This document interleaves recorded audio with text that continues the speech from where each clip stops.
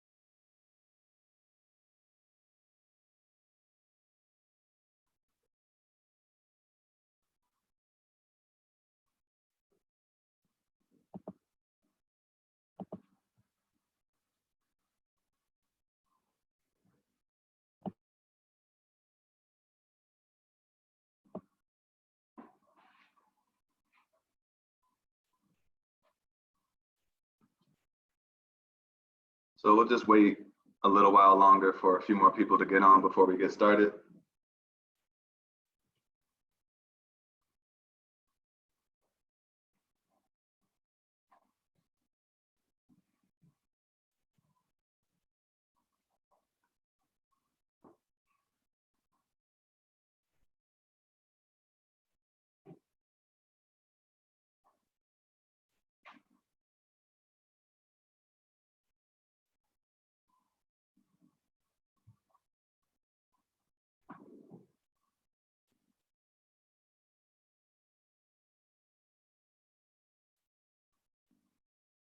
I say we start now because we're all on time.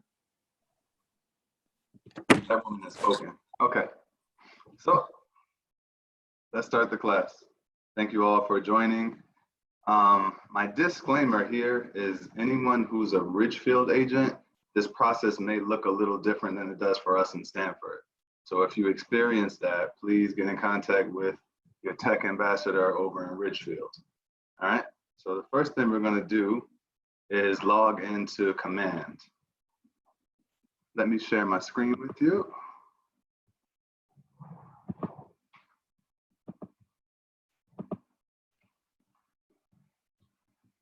All right.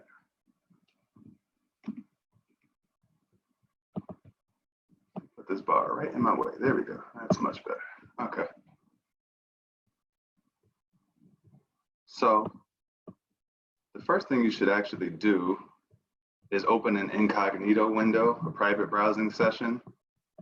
So the way you can do that is if you're using Chrome, let's say you're using your regular Chrome, you just signed into Chrome. Where the X button is, there are 3 dots. You press those 3 dots right below the X, you can click on New Incognito Window. All right, and then you'll see the man with the hat and the glasses.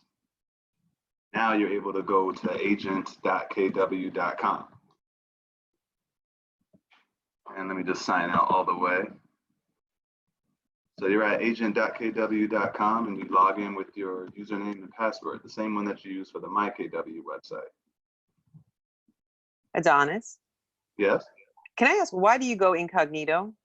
Yes, the reason you go incognito is so you can get the most up-to-date version of Command. They're always updating it, they're always doing something new. And when you go incognito, you're just able to receive the newest content. There's no challenge with the cookies or anything that way. Okay, thank you. Yep. Okay, so we're signed into Command. And what I like to do first after that is to create a contact. So on the left side, if you click on KW, you're gonna see all the different applets that we have. We're gonna click on contacts first.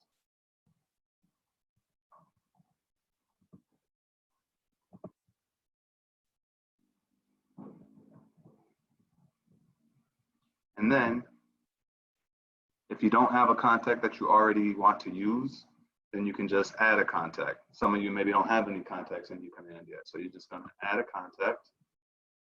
And we need a name for this person. Which name should I use? Probably a person that's not really already in my command. So how about Stevie Wonder, right? And you need to have an email address for this person as well.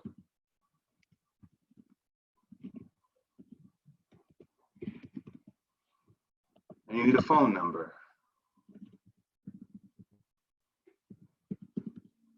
Actually, name and email address are the most important things for our purposes. You'll see there are all types of other things you can do as well. This little bar at the bottom of my screen is really in my way. Okay, here we go. So let's create the contact at the bottom, right?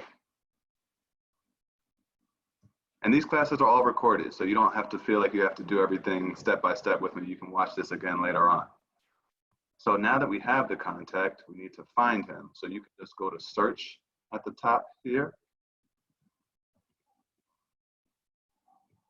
And then you're going to click on the name of the contact that you just created. Where are my faces? I can't see you guys' faces anymore. That's so strange. All right. Oh, you guys are way down here. What? Okay, this is strange. Anyway,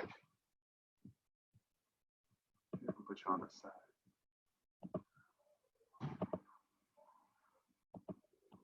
Okay, here we go. So this page right here, we call this the contact card.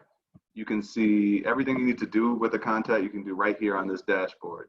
So the first thing we're going to do is click on opportunities on the right side over here. We click on opportunities, and then we're going to click on create an opportunity in the blue letters. And when we create the opportunity, we have to make sure that we're creating the right kind of opportunity, and we have to fill out everything that's in red. So your market center will already show up. You don't need to do anything with that.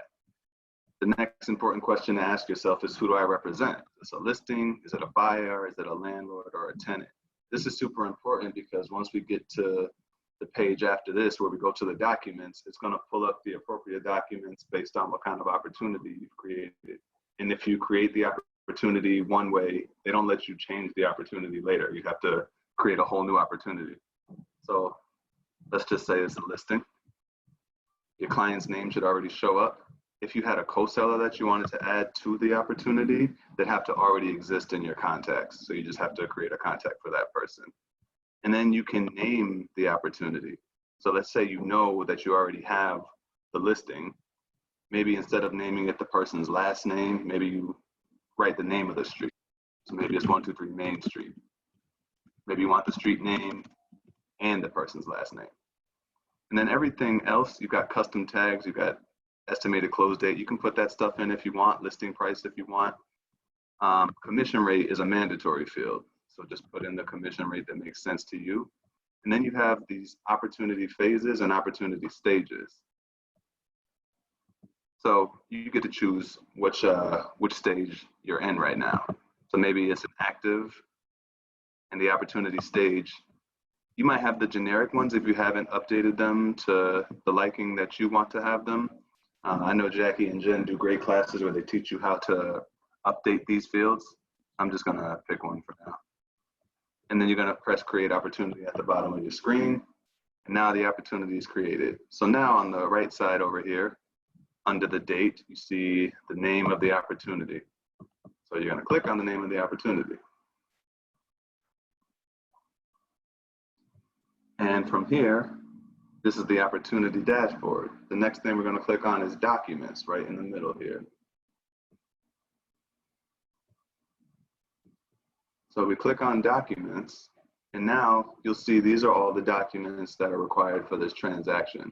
So it says 0 out of 17 documents uploaded. We haven't uploaded anything yet, but the name of the document is right here in the middle, and below the name of the document, it'll tell you whether the document is required or not. So exclusive right to represent, exclusive right to sell, that one's definitely a required field.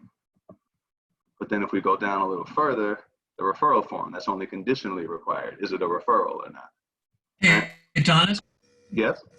can you show us how to add the documents? How to add the documents? Yes, please. Yeah, I'll definitely show you how to add the documents. That's going to be our next step. So there are all kind of documents that are already here that we're kind of letting you know that we're usually expecting these documents in a regular listing transaction, but you have the ability to add more items. You can add comments if you wanted to relay a certain message to Lisa or Sam. But the way you're going to get to the files and actually add the documents is to go to DocuSign. So DocuSign and Command, they speak together, right? So there's this option to start a transaction, and that's how you get into DocuSign. But the one thing that's super important is if you haven't already set it up, you need to set up your ability for DocuSign and Command to communicate. Adonis, So, yes? can you slow down, please? Sure. I am just, I mean, I already have contacts in, but can you just slow down? Yeah, that's fine. Now I'm completely lost. Okay. Well, the good thing is that this is a video, so we can just go Okay, back and I'll just look watch at it the as video many times later. as we need to. But yeah, if I'm going too fast, please let me know. So the next thing we're going to do is just make sure that you guys are all connected to DocuSign. So you see right above, at the top of the screen, you see your name and maybe your picture. This is how we're going to get into settings. So you're going to click on that. And then the third option down is settings. Click on settings. And then this is where you can connect different applications. So the most important one for our purposes right now is to connect your DocuSign application. This is not something I can do with you guys right now because mine is already set up, but you'll see that DocuSign is the first choice here. And to the right, you would have the option, mine says disconnect account. Your option would be to actually connect the account. And it'll ask you what email address you want to use. It'll ask you your first name, your last name, and the email address that you want. You'll press connect, and they'll send an email to that email address that you requested to be connected. And then you'll have to just go through the setup process. It's not complicated. It just takes a little bit of time, maybe a minute or two. You would just authorize the ability for DocuSign and Command to communicate to each other. And once that's authorized, then you'll have no problem doing the next step we're about to do. And anyone who gets too lost on this kind of class that we're teaching now, Sam and I, we do one-on-ones. So don't feel like you have to memorize everything that we're doing right now. This is the kind of thing where the more you do it, the more it will become second nature. So can't stress that enough. Everybody okay so far? All right. Good. So where we last left off, we were at the documents section. And so we're going to start a transaction because we represent a client. Adonis, Yes? I'm sorry. How did we get back to the document section from where we were at DocuSign? The best way to get there is just right from your contact screen. So we created this contact. How do I get back? Just hit the back button? You could try hitting the back button. I'm not sure exactly where it puts you. Well, how did you get back? I just went right back to contacts. So pretend you're right at the beginning. Just go to your contact, Oh, okay. search for the contact that you created, click on the name of your contact, and you already have that one opportunity that we created. So you click on opportunities, and then you click on the name of the opportunity.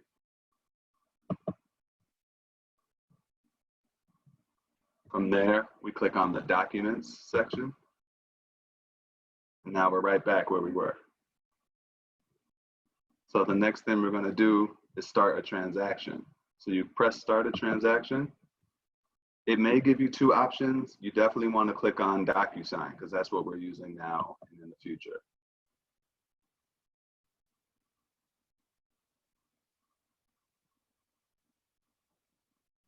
So once you click on DocuSign, now you have to sign into your DocuSign account with your username and your password.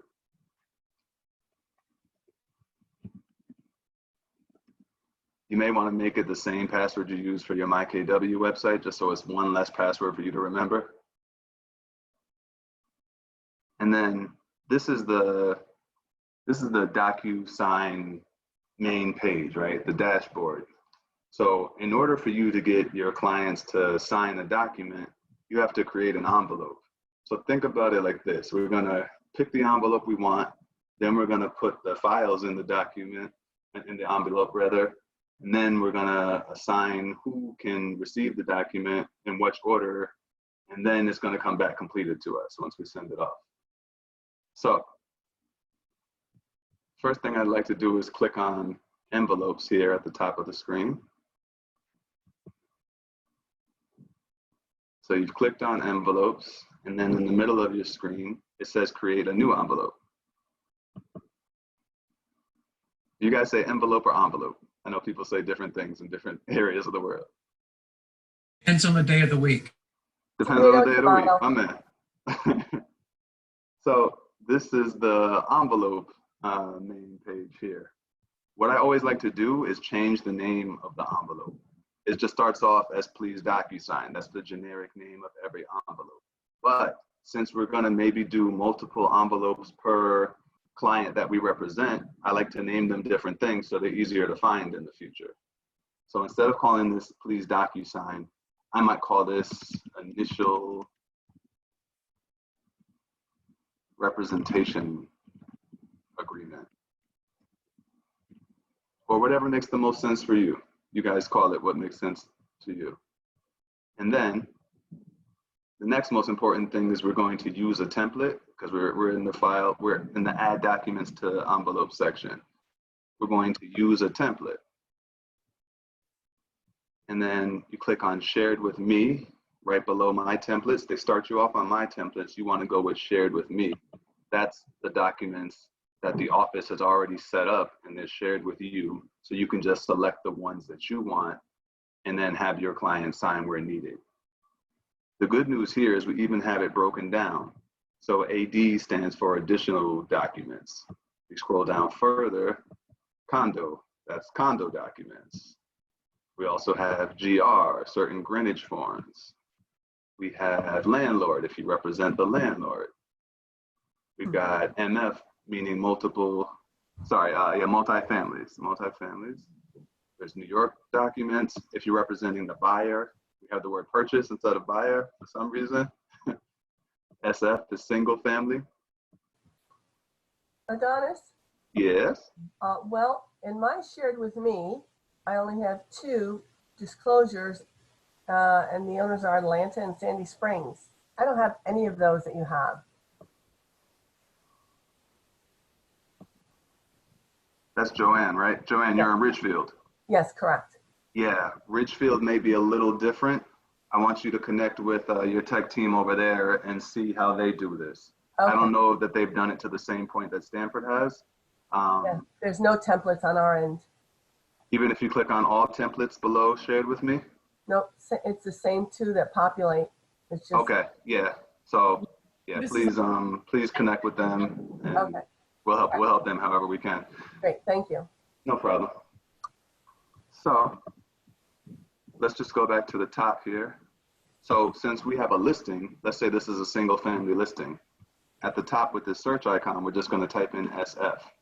Now all the documents that are going to appear are single family specific for the most part, right? So we can just click on the initial representation documents we're interested in, right? Agency disclosure is a good one. Exclusive right to sell, of course. Maybe you wanted to put the home warranty accept decline, the home warranty brochure. Maybe that's good for now, just for an initial representation. So we clicked on the checkboxes for the documents we're interested in. Sorry, I gotta move these screens. I can't press the button with you guys over here. Okay, and then we're gonna press add selected on the bottom left. The more documents that you add, the longer it might take for them to add the templates. So let's just give it a second. Okay, so now those 4 templates that I selected, they're here in the envelope. And you can view them to see which documents they are by clicking view right in the middle of the document. So that's the home warranty brochure there, the 12 pages. They also give you the option to print and to download if you wanted to.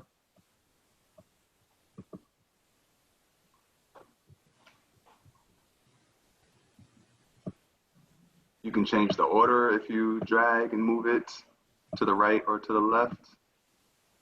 Let's say you wanted agency explanation to appear first. You just drag it all the way to the left. Question. We have to do it through this template. We can't do it through command where they were listed. Say it again? We have to do it through this template. We can't do it through command where they were listed underneath the opportunity. No, because in command, it just shows you what the document looks like. It doesn't give you the ability to edit it in any way. Right? Okay. Once we get these signed, then there will be the ability for you to add the documents directly from your DocuSign right to command. There's an assign option. Okay. So it's just a few more steps than .loop. Just a few more steps, yeah. So we named our envelope, we added our documents to the envelope. The next step is to add the recipients to the envelope. So we're gonna click on add recipient right below add recipients to envelope. And you get 3 choices. You get pre-tagged roles, you get room participants, and you get email address. You're gonna click on pre-tagged roles. The reason you're clicking on pre-tagged roles is if you don't click on pre-tagged roles, when you get to the next page, you have to add all the text box and signatures, areas for them to bubble in. But if you click on pre-tagged roles, then those fields are already going to be there for you, and then you just have to fill in the ones that make sense for you. So this is a listing. We represent the seller. So you see we have listing agent, seller 1, seller 2, and broker here. Let me see. We're just going to click on seller 1 to the right side where it says recipient, and you can press select. You're going to click on select, and then the client that you represent should be somewhere towards the bottom. So my Stevie Wonder is right here. And then for the listing agent, you find yourself. And then you can add selected on the bottom left over here.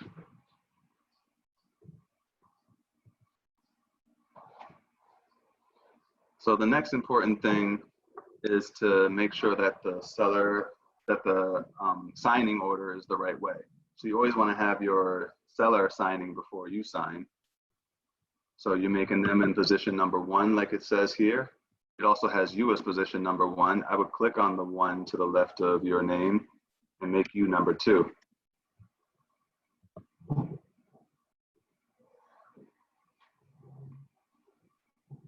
And at the bottom, you have the option to create a message to all your recipients. So you can name the email whatever you want it to be named. Instead of please DocuSign, you could say, hey, it's me. These are the documents I need you to sign. You can add a little message in the email body as well if you want to.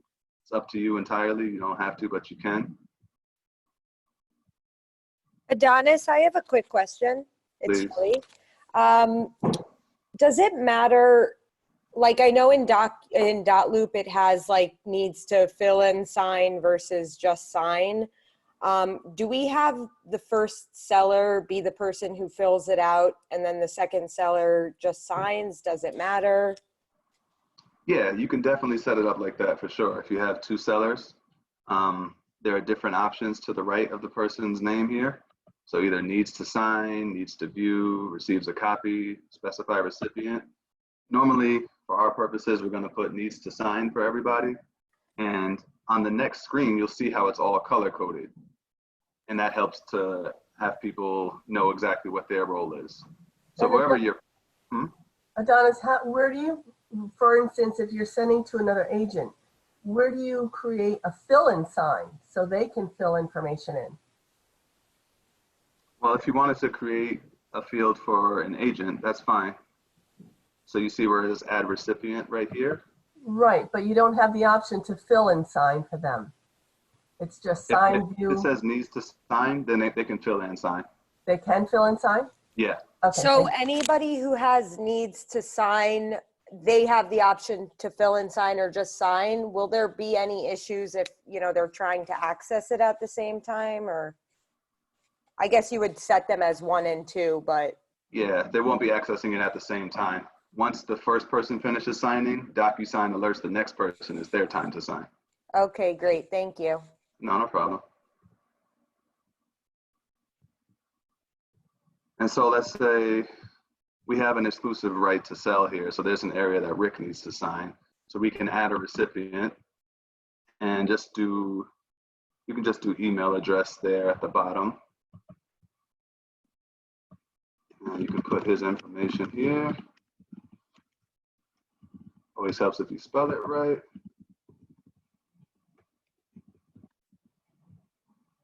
And Rick always signs documents last, so let's make him position number 3.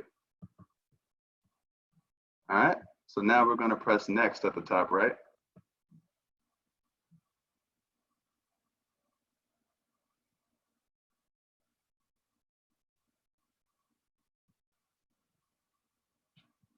And now we're at the area where we can customize the fields even further, right? We've got this is our agency form right here. And you see that our seller, everything in yellow pertains to our seller. So all he has to do is sign this page. And we have a signature area for ourselves as the agent. We're in blue. And the next page is where you type in all your information about the listing, right? And you have 2 ways you can do this. If you click on the box, right, this first box, where you'd put your person's name, you can either just start typing in the box right away,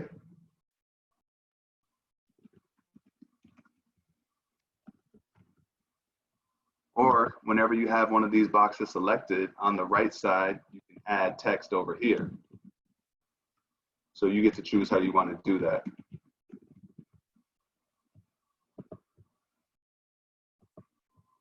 And then you would just continue to fill out all the fields that make sense to you. You want to make sure that you've done everything on your Just go back a side. second. You just said there are 2 different options to fill that out. I didn't see what those 2 different options are. Okay. Click in the So- box and type, or click in the box and type. I don't know. Yeah, let me show you, Jody. So the property right here is listed at, so we clicked on the box and you see those 4 little circles, 2 on the Yeah. left, 2 on the right. So you can just start typing in the name of the property right there. Yeah. Another option you have is when you click on one of these boxes, instead of typing right there, Yeah. on the far right side over here, Oh, I see. Okay. yeah, you can Thank type you. in the box. And the thing that you want to notice about this is, let's say there's an area where you have to keep writing the same thing over and over. You might want to just be able to paste this box over here. So if I know 123 Main Street is the address I'm going to keep using over and over again, if I write it over here, then I can highlight it all and right select and copy. So Yeah. the next time I need to put the address in, I can just click on the box and paste. Right. So you'd fill it out the way you need to. And you see the yellow area, like I said, that's for my seller. So once this goes to them, they can check the boxes over here. If we have any other terms, we can add them ourselves. And so you see with our broker signature, there's no area for Rick to sign yet.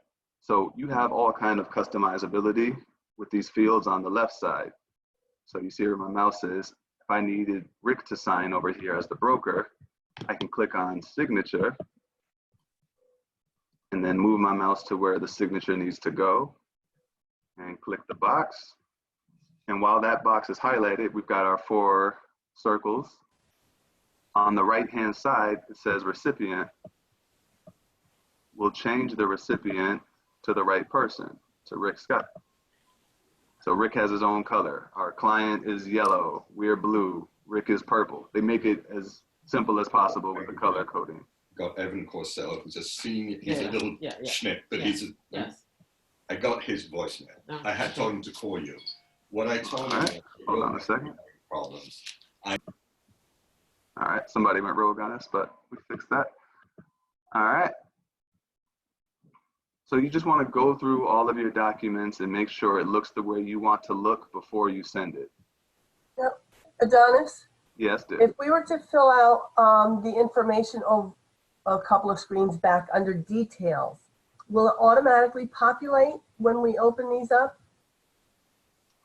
That's a great question. What I've seen so far, it doesn't automatically populate. So normally on the details screen, let me just show you what she's talking about. We can press the go back arrow towards the top right, top left, sorry.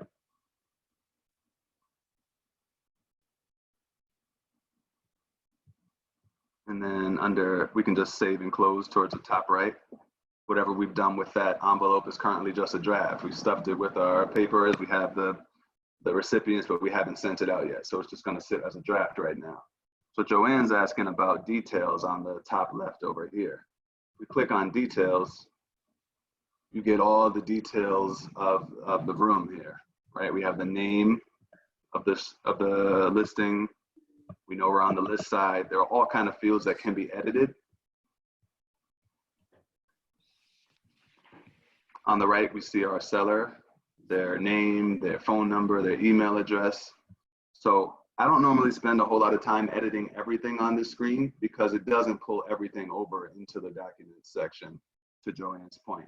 The only thing I normally make sure that I have selected is the seller's information if they don't show up when I go to create an envelope. I've seen that happen a few times where for whatever reason, it doesn't just pull over the name of the person and their email address. So when we go to click on pre-tagged roles, there's no person to select.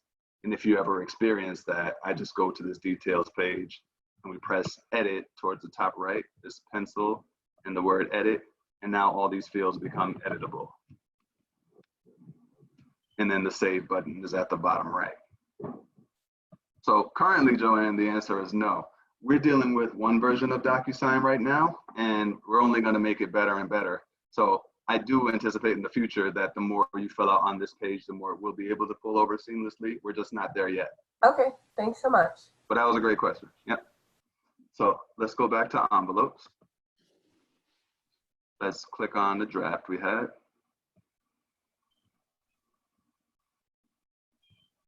And we're going to press next towards the top right.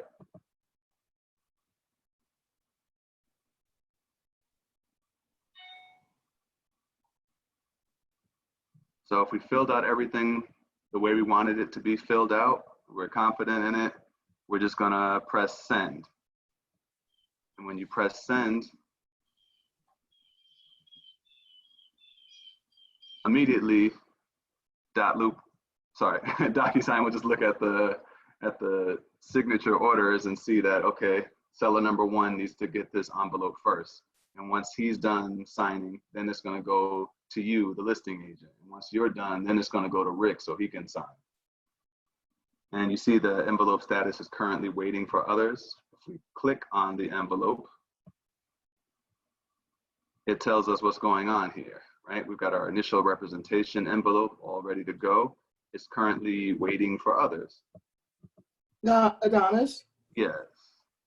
if we hit that send button, is it actually going to the person that we? Yes, if you hit send, it's actually going to the person that you sent it to. Oh, okay. I don't want this to go. No, if you don't want this to go to a real person, don't send this to a real person right now. I'm Okay. pretty sure Stevie Wonder is not going to get this that I sent just now. I use Yeah. fake email address. We don't have to worry about it. Yeah, and I know myself, just double check everything because you don't have an option to review it before, when you hit send.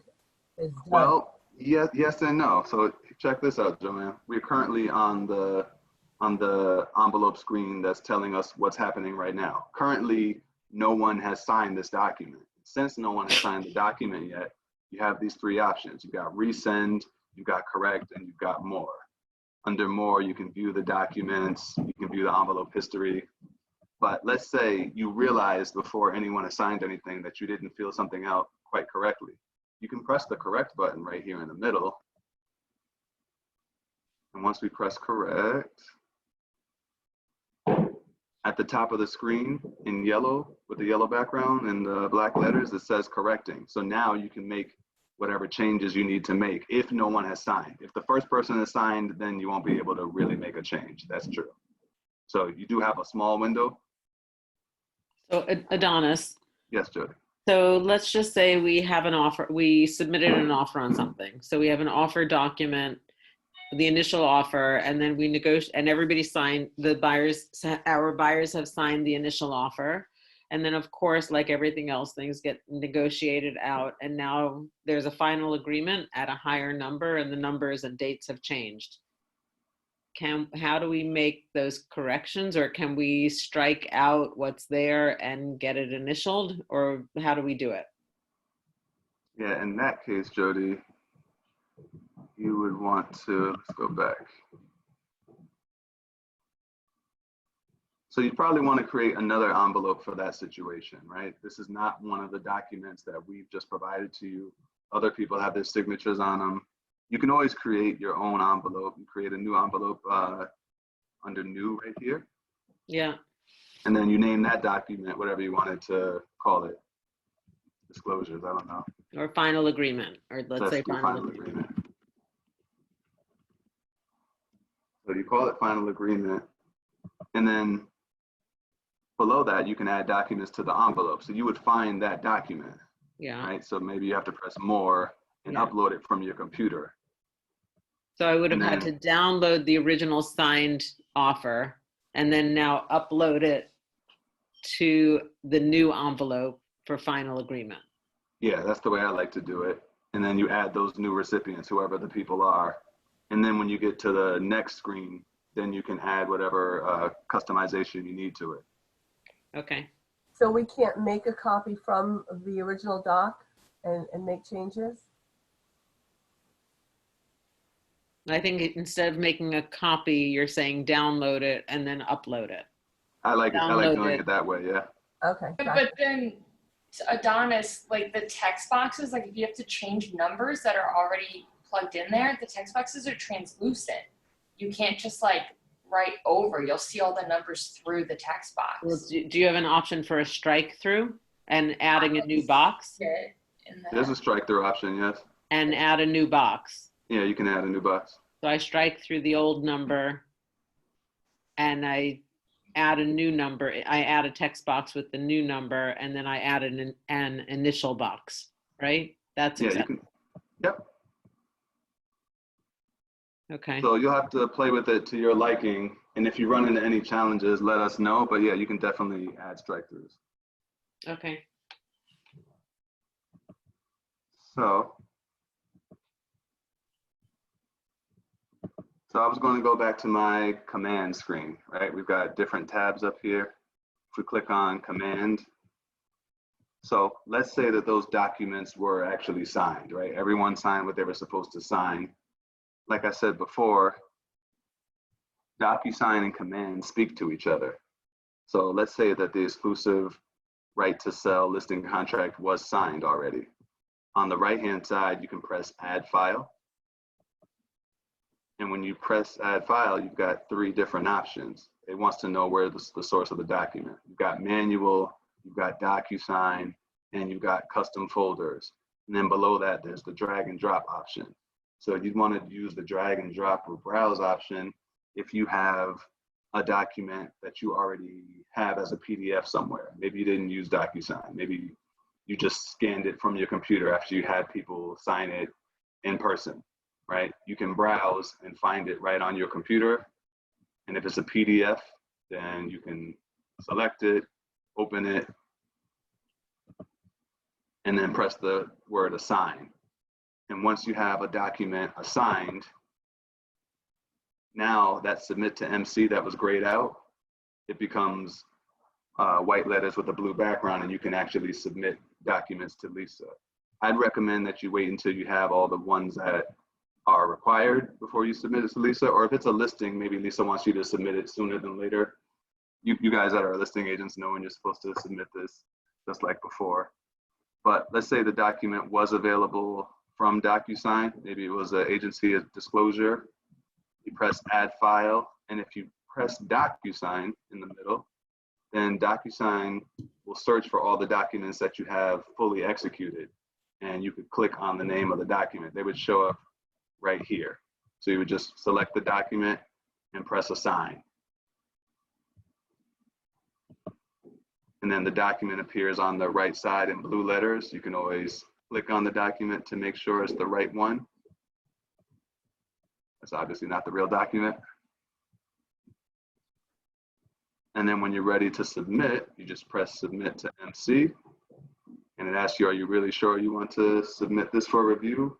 If you are, press yes. If you have any kind of comment that you wanted to add for Lisa or Sam, maybe you know you don't have all the documents you need to submit, but you're going to get it to her soon, you can add a comment. Type in whatever you need to say. Any questions on this part? No, thank you. Okay. I have a question. I'm on that page that you're on now, and I do not see any of my documents that I put into my envelope. You don't see any of the documents you put into your envelope? No. Like you Yes, have. you won't see the documents that you put in your envelope if they haven't been signed yet. Oh, so what I'm looking at on your screen, they've been signed? No, I don't have them signed either, but if I did have them signed, let's say it was the exclusive right to sell. If I knew I had that signed, and on the right side, okay, that's not a good one to use because I already put a document in there. But let's say somebody signed the CT agency disclosure, and I press add a file on the right side, and if I click DocuSign, this choice in the middle, if those documents were already signed in DocuSign, everybody did their signatures, it would appear right here. It would appear right here on this screen. It says no documents to display. That's because people haven't signed those documents that I had in my envelope. But once they are completely signed, DocuSign knows they're signed, and you can just click on the signed document and press assign, as opposed to you having to download it because it's already in DocuSign. Mm-hmm. I guess the question is, I don't see that list of documents like you have. Oh, this list of documents right here? Yes, that's what I'm looking for. Oh, okay, that's what you're saying. Got it. So sometimes if you don't see the list of documents on this side, right. So on the left side, it says residential right here. Yes. And below that, you've got listed, under contract, and closed. Are you doing a listing or are you doing something else, Stephen? No, I'm doing a buyer. Okay, so maybe try pressing under contract and see if they show up. There they are. Thank you. Yeah. So Sam is working on this. I think he originally broke these down differently for a reason that made sense to him at the time. So in theory, you're supposed to see them all right away. But if you don't see all the documents right in the middle of the screen, if you don't see them under listed, try under contract and they should show up. What I have found, Adonis, is each step, like for instance, I have Connecticut buyers. We have consult, under contract, and closed. Mm-hmm. Under consultation will be one list of forms, documents, if you will. Under mm-hmm. contract will be another set of documents. So it depends on where you are in the transaction as to which documents will populate. Right. Yeah, that's a good point. So just think about where you are in the transaction and look at the three different choices just to see if there's anything that you need to add.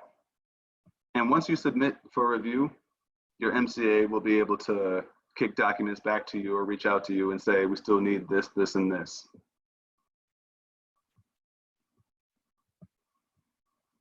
So that's really all I have for you guys today. This is more of a one-on-one, a 101. And then if you have specific questions, it might make more sense to reach out to Sam or myself, or if you're in Ridgefield, reach out to your tech ambassador and work this out a little more. Thank you very much. Have a great day. Stay safe, everyone. Yeah, everybody stay safe. Thanks for joining the class. It was great, Adonis. Thank you. Thank you, great Steve. job, Adonis. I appreciate it. Have a good day. Bye. Some good extra tips. All right. Thank you, Adonis. It was Thank you. wonderful. Bye. Thank you. Bye-bye.